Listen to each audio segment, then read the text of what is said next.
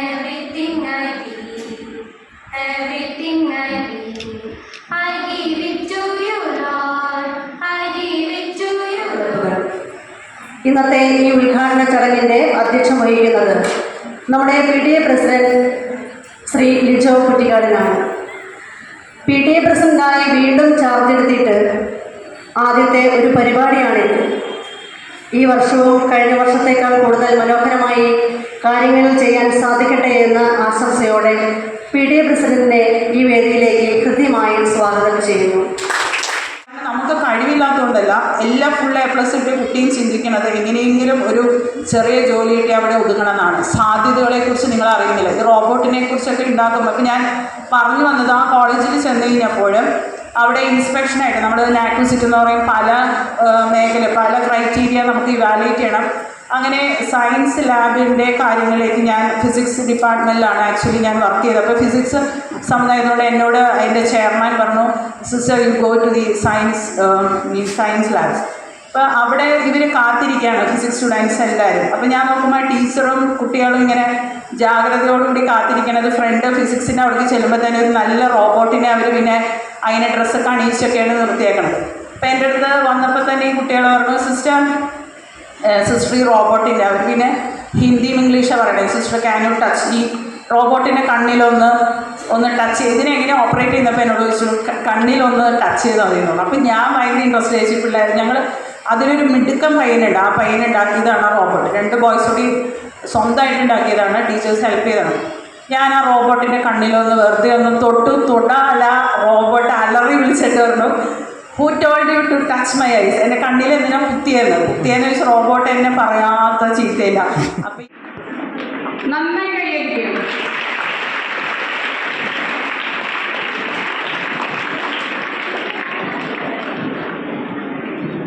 Heating coil ചൂടായി, heating coil റെഡായി തുടങ്ങിയിട്ടുണ്ട്.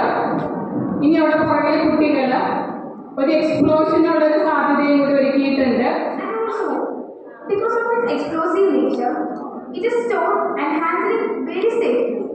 When hydrogen is burned, they form a huge amount of energy, and this energy is using in rockets to fly. One of the best things about this is it only produces water, no smoke, no pollution. It is free and clean for our environment. Hence, because of this, so many space agencies like NASA have using this fuel to launch their rockets and also to carry their satellites and also astronauts beyond the air. So, hydrogen is not just a gas, it's a fuel to explore the space. It's an eco-friendly gas. We must know, we must respect. ISS കൂടി കൈ അകത്തി പിടിച്ചോ. Explosive ആണ്, അതുകൊണ്ട് മൂല അകത്തി പിടിച്ചോളൂ. അതും മുട്ടിച്ചോ, പേടിക്കണ്ട.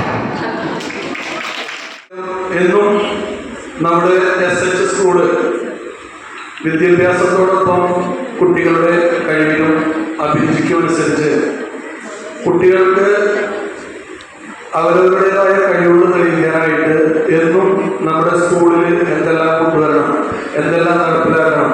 ഈ AI robot ഇതിൻ്റെ കാര്യങ്ങൾ നമ്മുടെ ജൂബിലി വർഷം കഴിഞ്ഞപ്പോൾ തൊട്ട് രാത്രി ഉറക്കത്തിൽ പോലും ഹെഡ്മിസ്ട്രസ് പറഞ്ഞിട്ടുണ്ടാവണം. കാരണം ഞാൻ തന്നെ ഇത് പറഞ്ഞത് കേട്ട് മടുത്തു.